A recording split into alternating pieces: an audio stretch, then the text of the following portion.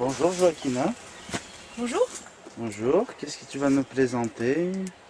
Alors on va faire une balade pour montrer des plantes comestibles.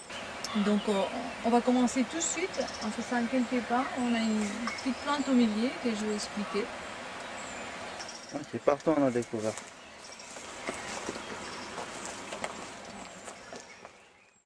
Les schémas.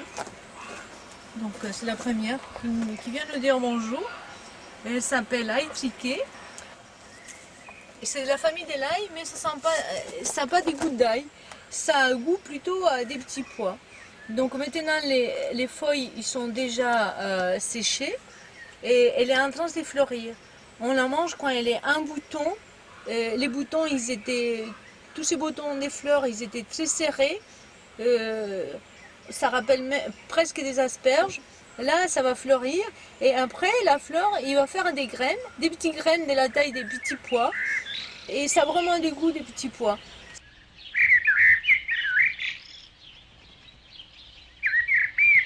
Ici, nous avons une tige d'ail d'ours.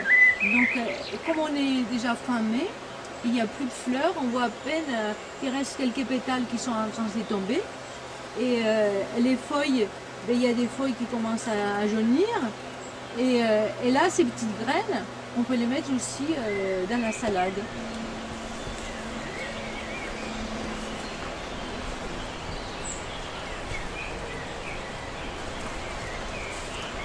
Je voulais vous présenter un chemin de bardane.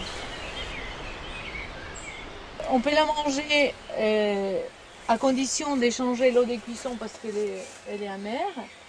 Mais sinon, on peut faire des tisanes pour avoir des beaux cheveux bien épais, tout ça. Donc c'est une plante que c'est rare ailleurs. Donc toujours faire attention quand une plante, il y a une comme là, jamais ramasser la racine. Quand c'est un endroit comme ici que vous avez un champ de bardane, on a les droits, on peut se permettre de ramasser des racines sans problème. Et donc ici, je voulais vous montrer l'houblon. C'est une plante qui est très intéressante à manger quand elle est toute tendre, toute jaune.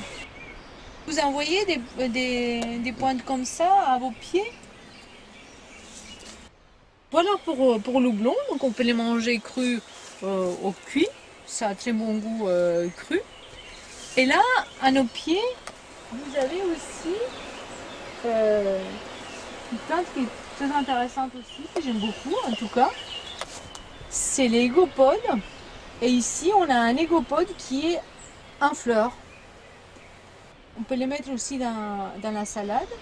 Alors si on cherche la tige de l'égopode jusqu'au bout, pour chercher à quoi ça ressemble des égopodes qui ne sont pas en fleurs, donc voilà une tige qui est déjà vieille. Et voilà ici une tige qui est toute jaune. Voilà cette petite tige elle est encore un peu fripée et que les vers, vous voyez, c'est pas les mêmes vers qu'une tige qui est déjà adulte et qu'on regarde comme ça, elle est transparente. Vraiment, on voit vraiment à travers. Elle n'est pas aussi transparente. Ici, on dirait des vers fins et là, on voit des petits ombres, mais c'est pas la même transparence. On va prendre un peu des fleurs d'égopode pour mettre dans la salade. Donc on va se décaler de quelques pas, juste là derrière Chantal, pour vous en montrer une autre qui mérite bien de la connaître à 100% parce que c'est une plante on les mange pendant toute la saison. On commence à la manger déjà au mois des mars jusqu'à l'automne.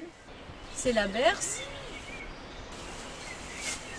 Et là, j'aimerais vous montrer, j'en trouve une qui a encore pas déroulé. Vous voyez ici comment elle se déroule.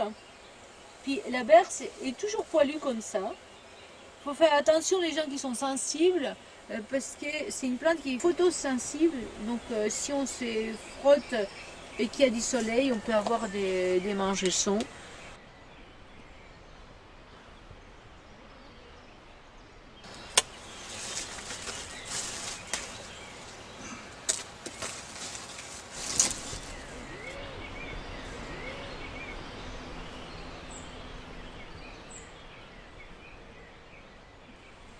Alors ici, on a une plante très intéressante qu'on peut ramasser déjà depuis les mois de janvier parce qu'il ne craint pas trop les gels. C'est le stellaire, on appelle aussi les mourons. Dans les jardins, c'est vraiment la mauvaise herbe. Mais ça dépend les endroits où elle se trouve. Elle va être grosse comme ici, ou elle va être tout petite couvre-sol. Ici, comme il y a beaucoup de plantes qui la soutiennent, eh ben, elle monte comme ça en hauteur. Et c'est une plante, tout le monde y voit. Je vais vous montrer. Il y a un petit truc facile pour se souvenir de cette plante. Si on la casse comme ça légèrement, on voit qu'à l'intérieur, ça fait une petite tige, on dirait un élastique.